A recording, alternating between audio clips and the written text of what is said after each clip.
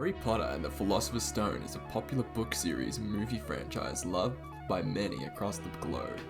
It's a series with significant following, which has led to various adaptations of the story, including video games. One of the most popular video game adaptations of the story is Harry Potter and the Philosopher's Stone for PlayStation. In the public domain, this game is well known for its memes around the dated graphics with characters such as PS1 Hagrid. For years, there have been memes surrounding the skipping of Diagon Alley as it contains some of the worst RNG elements. But today, on April 1st, the first instance of Diagon Alley Skip has been done an official 80% run.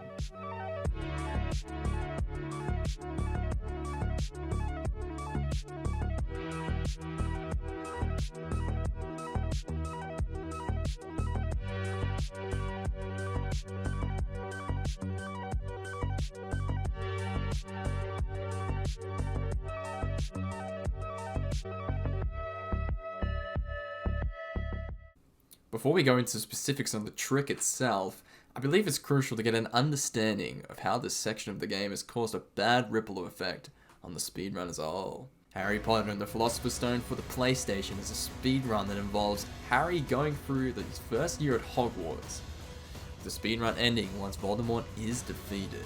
The speedrun has evolved immensely over the course of its lifespan, with the first documented run by An Empty Box on June 18th. 2011, with a time of 1 hour and 54 minutes and 45 seconds. To where it is currently now, as December 23rd, 2022, with a time of 1 hour 12 minutes and 43 seconds. By Flow 203. As you can see, there's been a drastic time difference, with over 40 minutes of time saved since the initial run.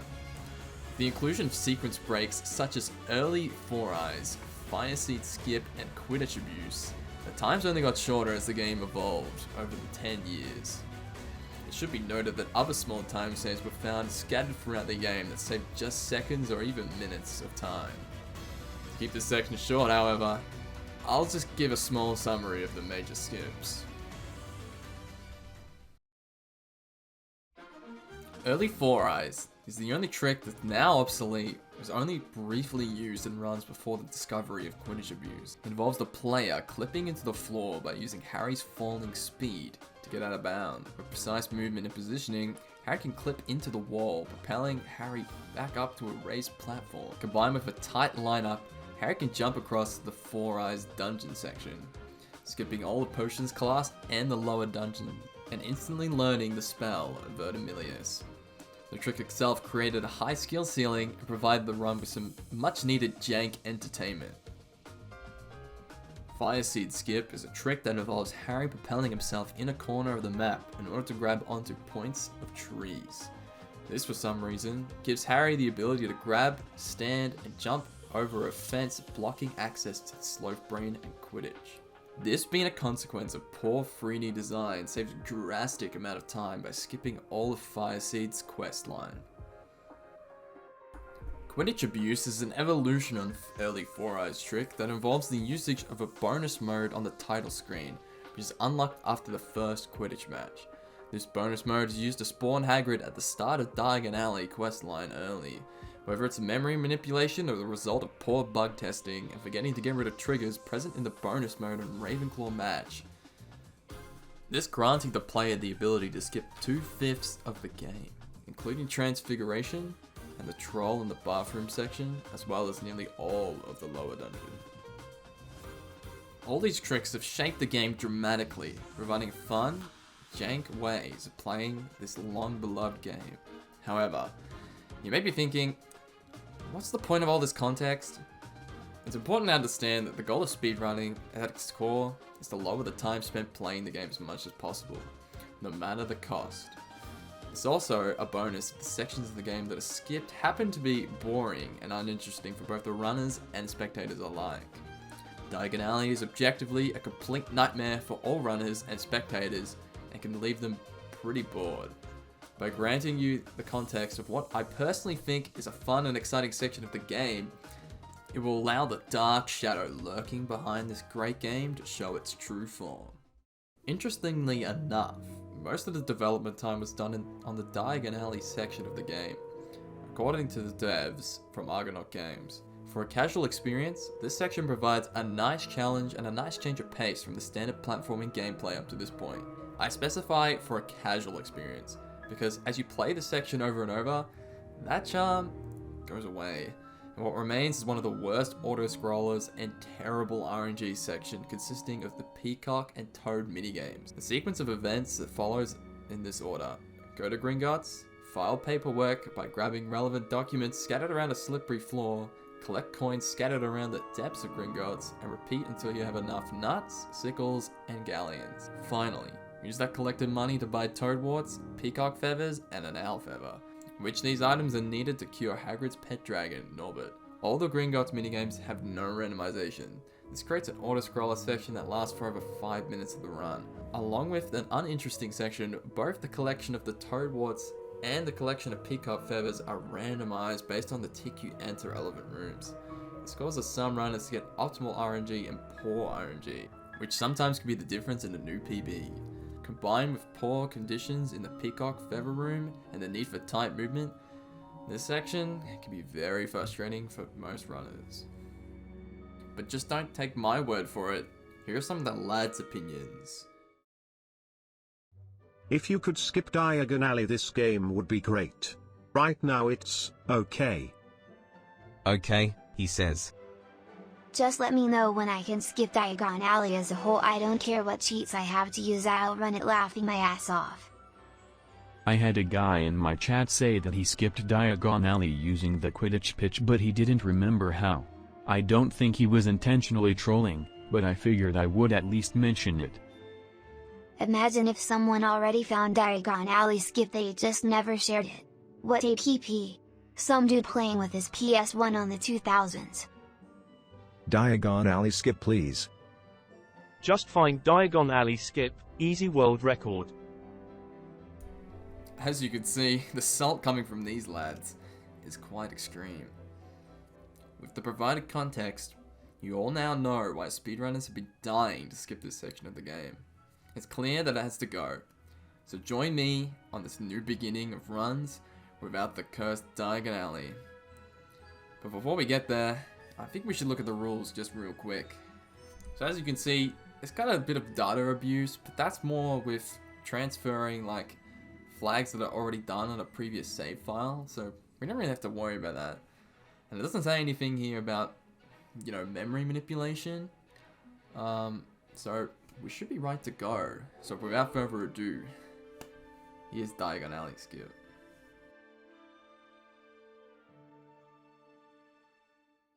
So pretty much we just want to go to Fred and George here, set a flag, and later on in the run, this will correspond with a door, as you'll see in a bit. So you just play the game pretty much normally until Quidditch abuse, go up to Upper Castle, do Peeves, and go through this door. It's kind of cracked. Messing around with memory, kind of found that. So at this point, I want to say the jig is up. Happy April Fools, gamers!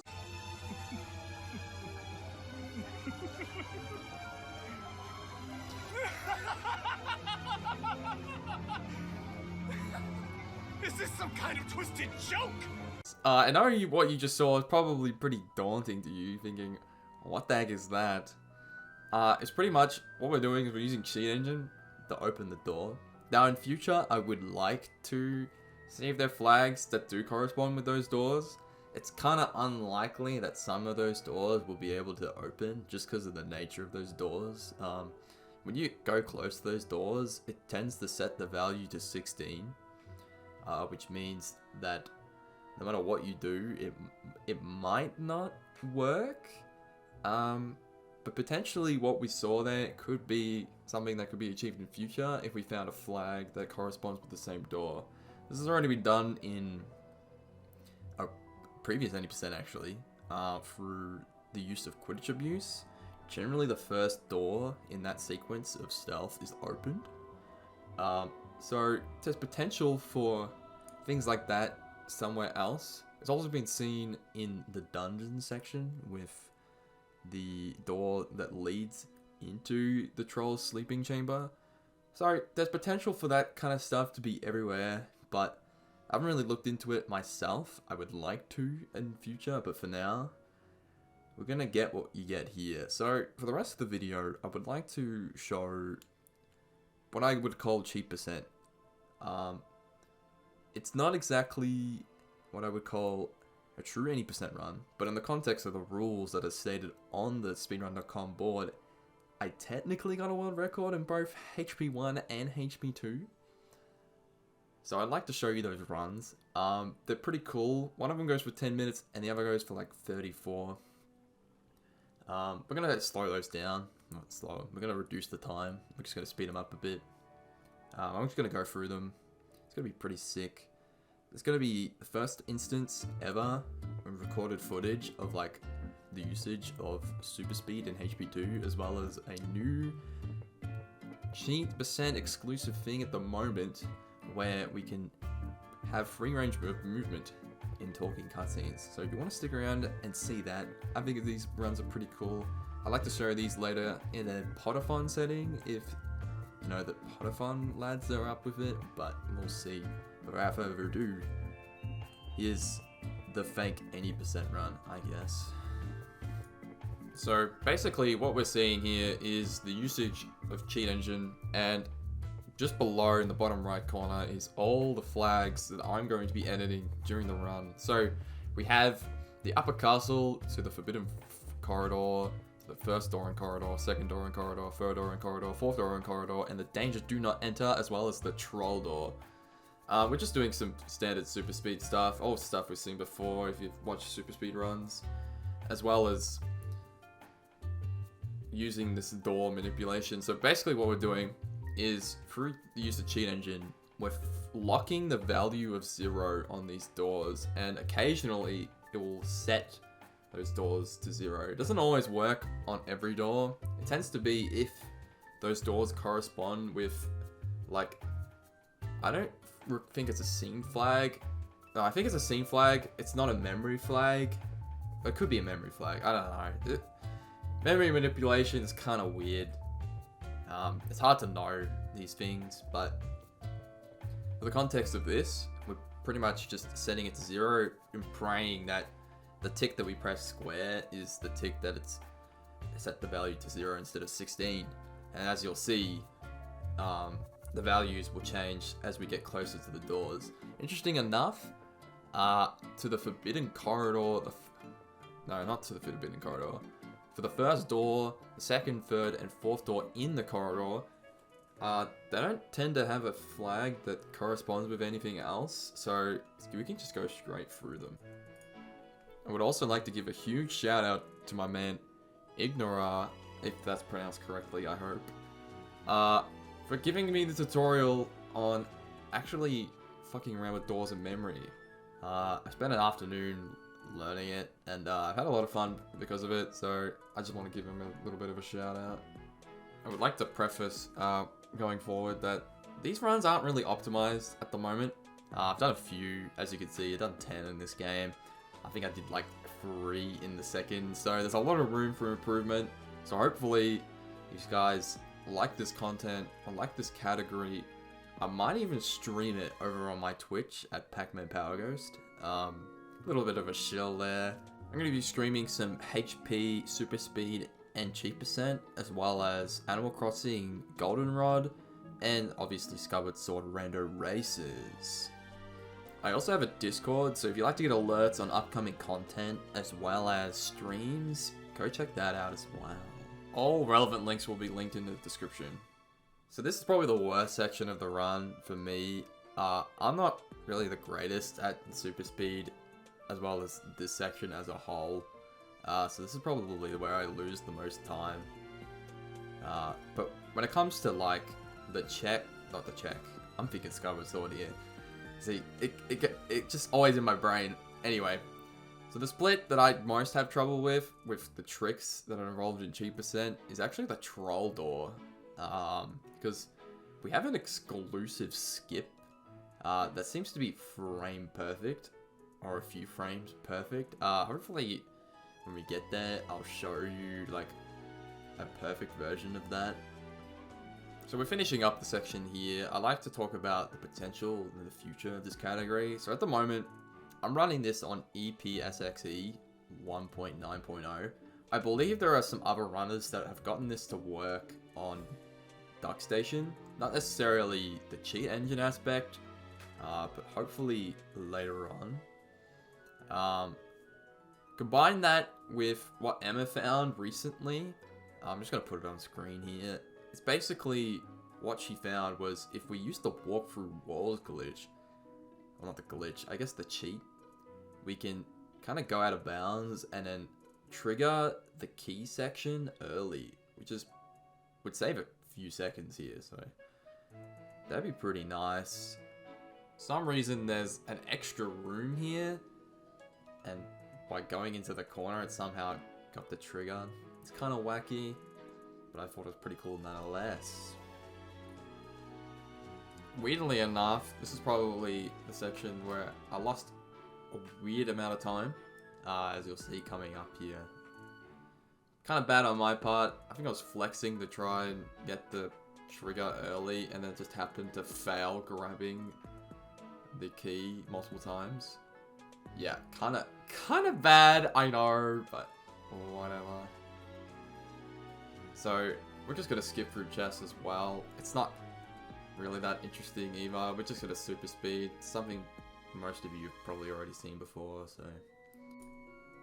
So it's at this point where this is kind of the run killer, as the trick coming up is pretty much frame perfect. And the only reason this run even happened, I believe, is because I went for the safe strats. So here, what we're gonna do is we're just gonna move all these objects out of the way so the troll doesn't trigger them. I don't remember if I do all of them. We'll see here. That's the case. I haven't watched this run back. I'm just doing like one take audio here, so yeah. So he's kind of chilling, getting all those objects here.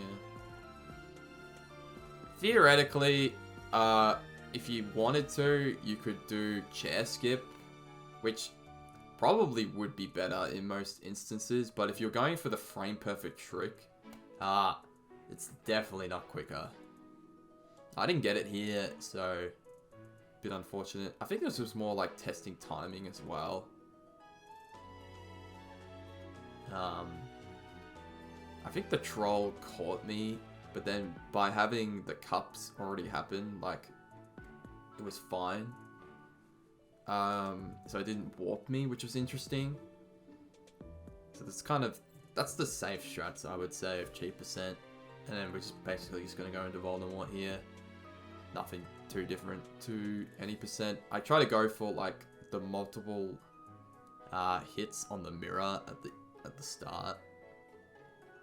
This is not being fast Voldemort. I'm more talking about after the first phase into the second phase of the fight.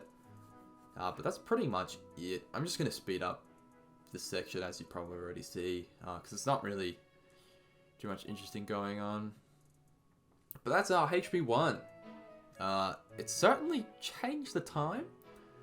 I believe optimally we're looking at probably like 3:30 or something as a time, depending what other skips are found and what other things we can do with memory manipulation.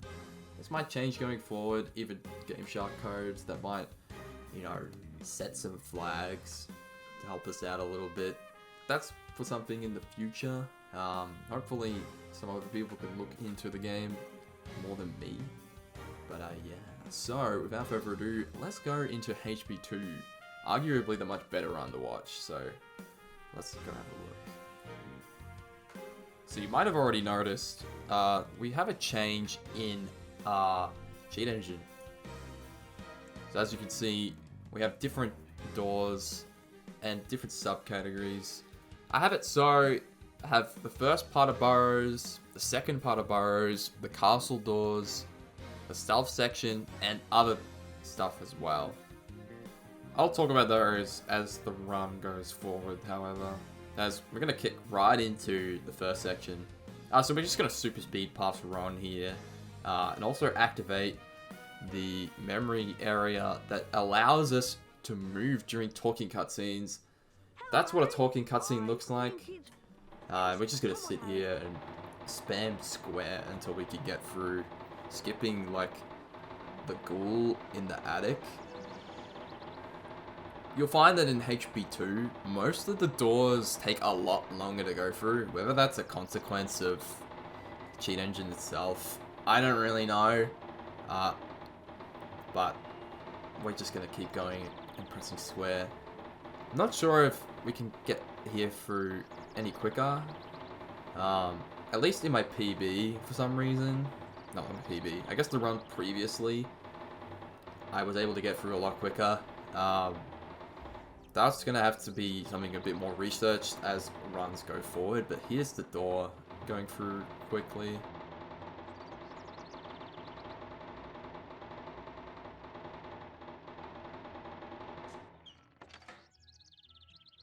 I'm gonna hit the barrel here because the amount of time it takes to actually force through that door is way too slow. So we're just gonna keep going and not really worry about manipulating that door. I do have it set there if anyone wanted to use it. So there's the memory address just in the bottom right corner of the screen. So again, we're just gonna talk through this cutscene, press square on the door, and skip the Wingardium Leviosa section of the burrows.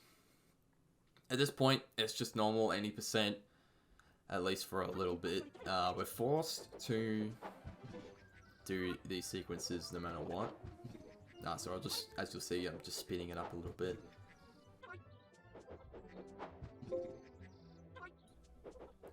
So, one thing that I like to comment after doing this run, there needs to be a little bit more testing. As you can see here, I super speed past Fred, which is kind of funny. I didn't really think of this at the time, but potentially we could just super speed behind the barrier and like go ham at him. Weirdly enough though, by walking into him, I did damage, so I thought that was kind of funny. Potentially another thing we could do is during the second part of the fight, force Jinxes on the other side and use Fred's Jinxes to hit Fred. But obviously that will need more testing in future. So as you can see, we're just going to walk through the talking of that cutscene there. It saves a little bit of time. Clip through this corner. Very standard super speed stuff. With the cycles that we're at, I believe it's faster to push this rock over and then open the door. Same with this Leviosa block as well. Again, if you want to use those in your run, they're listed in the bottom right corner. I'm not going to speed up this section just because this is kind of new footage, at least with super speed in HB2. If it is stuff that we've kind of already seen before and it isn't too different to 80%, I might skip it, however. There's a lot of stuff to comment on. Again, with this barrel, it's even quicker than the last one, so we kind of just want to force through it. There was a run not too long ago, I think it was the second run I did, where the tree coming up, I was able to like run on it while the cutscene was happening. It's kind of sick. I don't think that happens here. Well, again, I'm watching this kind of live, so yeah, so that didn't really happen here. Optimally, it would have pushed me over there, and I would have just been able to move freely.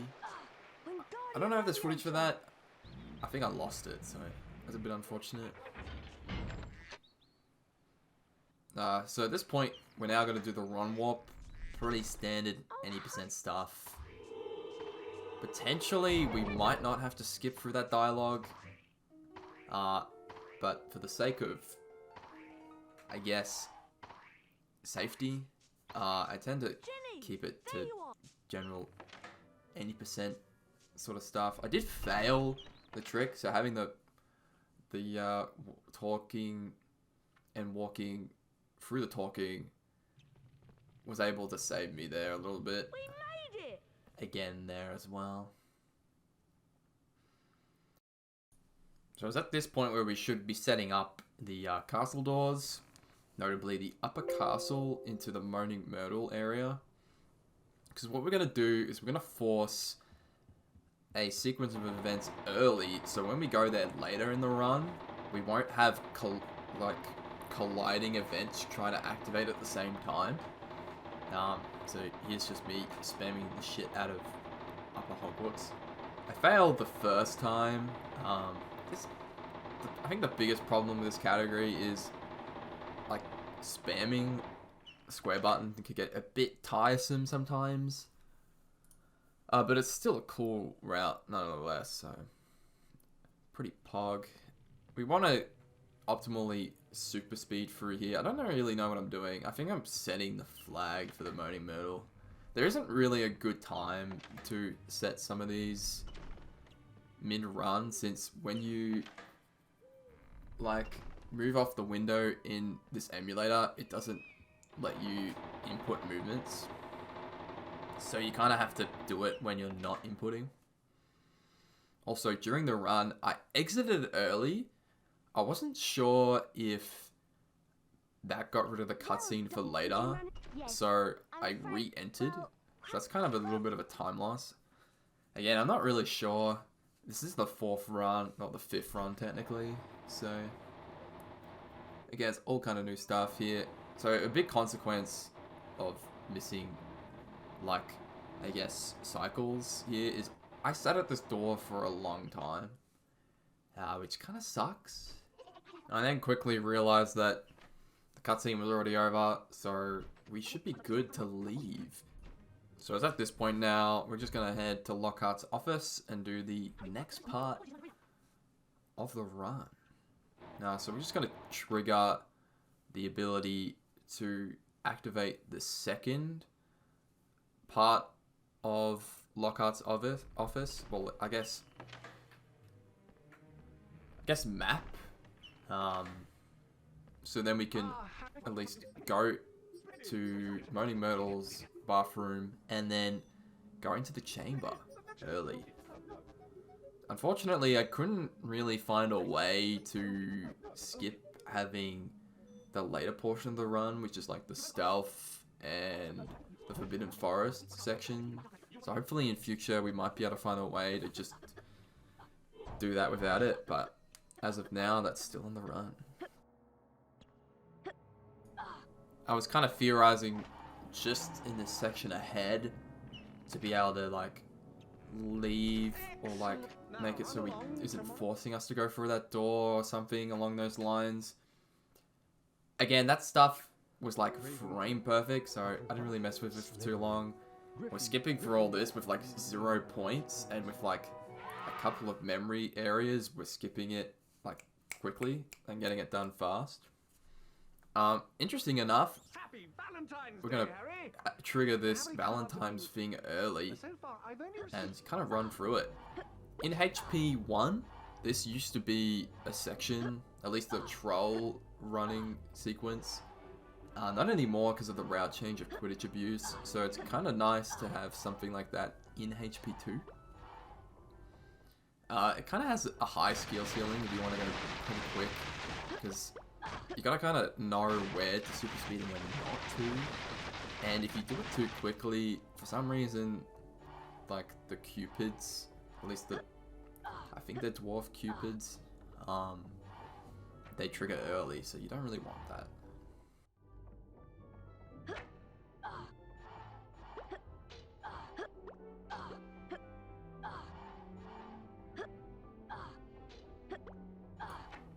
Coming up, this is where I'm kind of concerned, because I thought I super speed past the trigger to activate the storytime cutscene. I was a bit scared, but then everything stopped and triggered the story cutscene. I'm just gonna quickly skip this. It's not really that relevant. Riddle might have got the wrong person. So, it's this section of the run, as well as the troll stealth sequence, I would say is probably the hardest section to run. Just because the cycles at the moment haven't really been tested a lot. So, a lot of this is just me improvising most things when it comes to like when to super speed and when not to. But much like HP1, we want to like go through as many doors as we can, but a consequence of HP2 is a lot of these doors are really slow. So optimally it might be better to just Wingardium Leviosa some of these.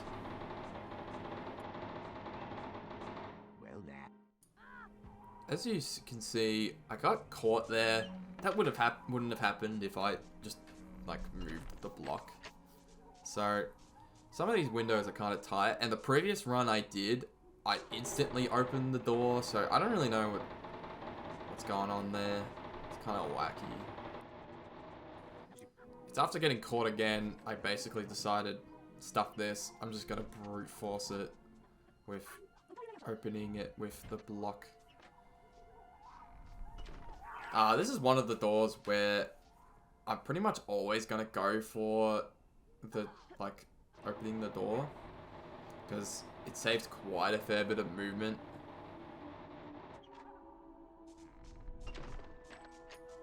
So something interesting to point out is in HP1 it was theorized that if we had the triangle, like freeform view menu, we'd be able to skip a lot of triggers. For some reason in HP2 there's a lot of triggers that doesn't skip that when you use that triangle menu, and notably where it would save a lot of time is this stealth section. Here I'm trying to use like the walk through like cutscene thing. It didn't work.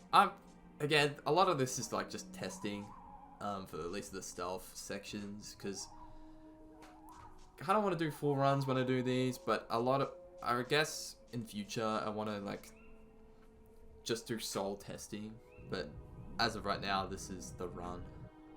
It's still a good showcase to show like what I'm trying to achieve here. I believe I was able to open that door still, so I mean, we're chilling. Who's there? It's at this point where if I played optimally and just opened the door with the ticks, I would have been fine, but I decided to see if I could go through that door early. It didn't work. I ended up triggering Snape. It was kind of a rip moment. I had to go through all this again, so I'll just quickly speed that up.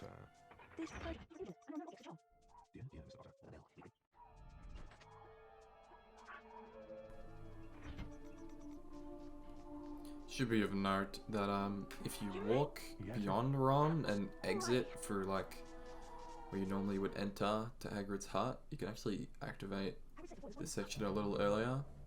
I just died there to get extra health, so I didn't die somewhere later. That was a bit low. Nothing real interesting happened here. I tried clipping into one of those previously, the cobwebs, and it didn't really help me. As you can see, I just did a little super speed jump there. Again, as I was saying with the spider webs, I tried like clipping into the first one and it wouldn't let me go through into the next room. So perhaps maybe with the ones that don't have like the walkways that go into another room, we could clip through them. I didn't really test that, probably should have. Thought I'd point that out. These bridges really suck, because for the first like few frames your inputs just like don't work, at least when you're jumping. So a cobweb like that I don't think we'd be able to clip into and go through the trigger. It's really weird. Here is arguably a really garbage corner. It's definitely faster than going up the tree normally, so kinda gotta go for it every time. You're trying to like clip into it and then have him like walk up. You'll see when we get it. I'm not going to speed it up here. You can suffer through what I suffer.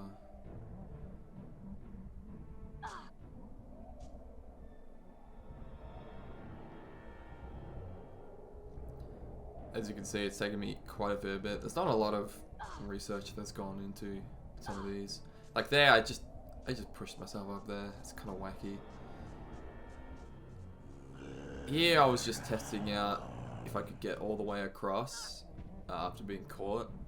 Didn't happen. Honestly, sometimes when I get caught there, I go, what the hell?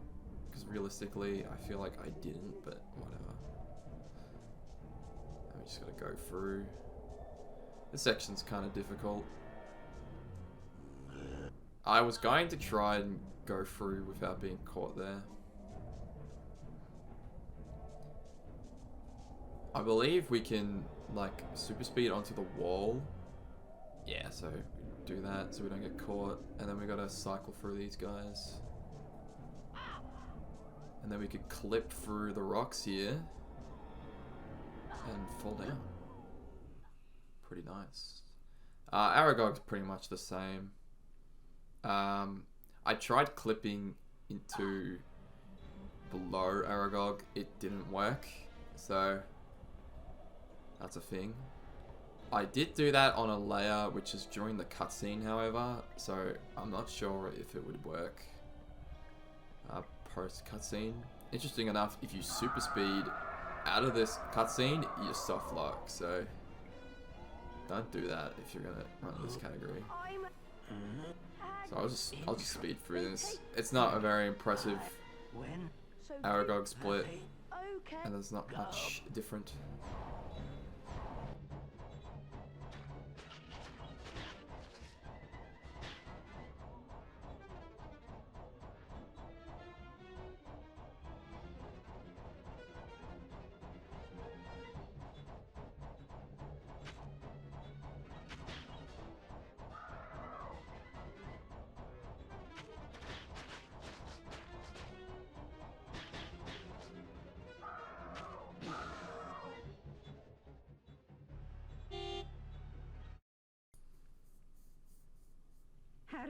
So it's at this point where we just want to walk through McGonagall here. I'm pretty sure there's another cutscene related to the Ginny going down into the Chamber of Secrets. So we want to skip that and skip the Pumpkin Patch minigame.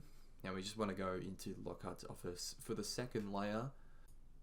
Since to get to the end game, we're going to go into his office to get a walk into the Chamber of Secrets.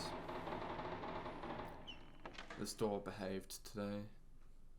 It's slightly faster to go in using the other locked door instead of using the spinning modules. Strange. Why is the door locked? So, what was kind of garbage though was I accidentally left before the cutscene ended previously. So I had to do that again. Harry, you don't want to be late. And open Lockhart's office, so that was a bit of a time loss. These are the kind of the stuff that you gotta be worried about. Luckily, I pretty much got it straight away, so no big deal.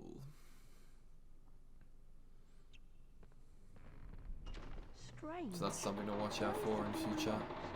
It might be better to go the vanilla way if somehow we skip that. So I don't think you're gonna be able to get into Gilderoy Lockhart's office quickly enough. That took a while to go through, and you only really get like 2 square presses. So, Miss Professor. so there we just activate Lockhart, and it'll warp us all the way to the bathroom. And since we set up earlier the event with the Polyjuice potion, we can go into the chamber. By the sink. Through this point on, the slide's pretty much the same Look, as the vanilla, taps are so turning into snakes. I'm gonna speed Try that saying up. Okay, I'll try. Open. And the snake is pretty much vanilla as well. But the two big tricks, I guess, in endgame I'll is go skipping first. the Lockhart fight as well as We'll be right. Oh dear. the corner manip into the snake boss fight. So we'll just go to there real quick.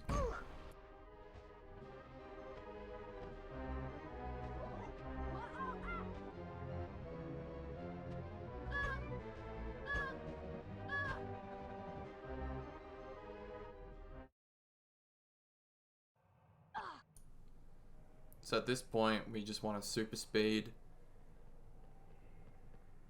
and we want to get to the door that's at the end of the section. Welcome, Harry. Here you are at last. Careful, Harry. It might be better sometimes to force the cutscene to get to that point, because I was kind of sitting there for a little bit, trying to get that cutscene to trigger. So that's something to think about going forward. I think you can soft lock as well, if you go into the fight, perhaps.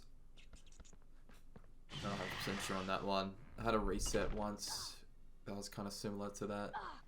So here is probably the worst corner I've ever had to use. In testing, I think this, actually no, this was the first time I did it. So I believe, so I was kind of desperate. Like I was kind of seeing if I could do it. This was kind of live, 'cause the previous run I like died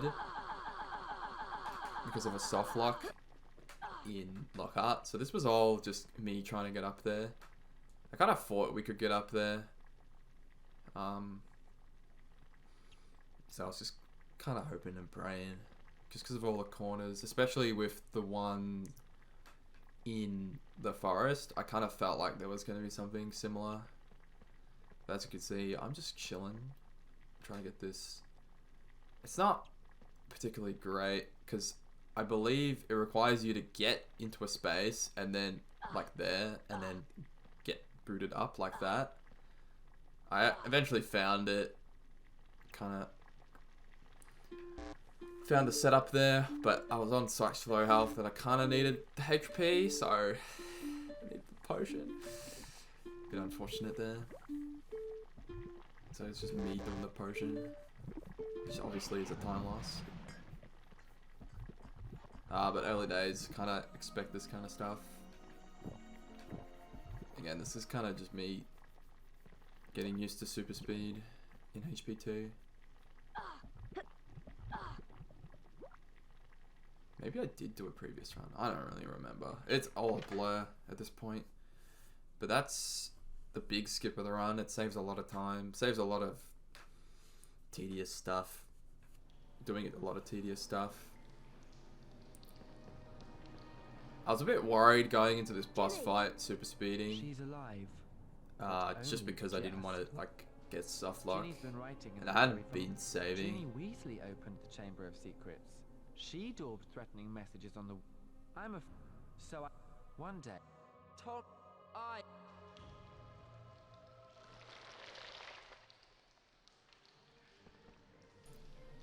Since the boss fight is pretty much the same in a normal any % run, I'm pretty much just gonna do my closing statement here. I hope you guys enjoyed this video. It took a while to make. I think it took me probably like upwards of a week. Probably because of my procrastination, mostly.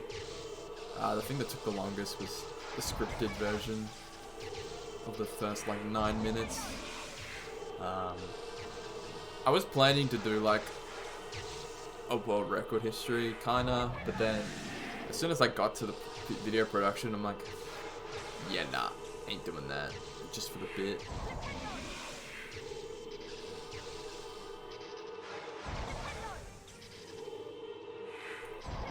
If there's demand for a tutorial on how to do the stuff that I already know, I'd be happy to make one.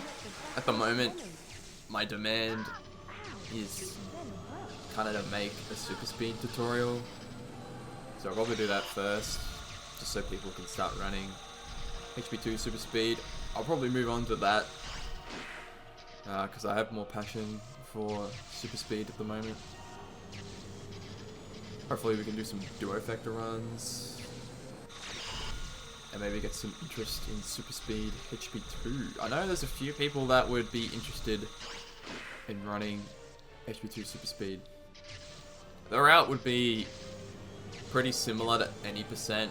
I don't think there's a lot we can skip. But depending on the amount of research we do in like the cutscene areas and like setting up different angles of movement and then super speeding, we might be able to skip like some talking cutscenes, but we'll see. I'm going to be doing that pretty much live on Twitch starting the following week this is uploaded, so look forward to that in the future. For those of you who somehow reached this far in the video, I want to thank you personally. If you could do me a favor and like the video, subscribe only if you want to for more content like this and speedrunning related stuff, as well as comment on the video. It really helps in the algorithm, and I'd like to at least be somewhat rewarded for this kind of video, as it does take some time out of my day. So if you guys happen to have any suggestions on content going forward as well, I would encourage you to hit up the Discord. I have a section for suggestions in there. I'm not obligated to do them, obviously, but, you know, throw me a bone and I might take it, you know.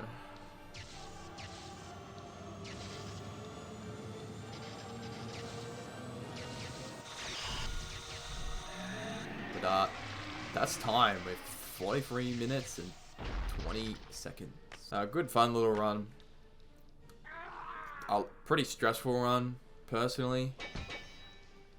I could definitely see this time going down to like the 30-minute range, even more. It depends on how much more research we put into it. But for now, that's both games finished in under an hour, and technically 2 world records, so that's pretty pog. I will upload the runs separately by themselves and put the links to them in the description. So yeah, thanks for watching, and I hope to see you guys next time.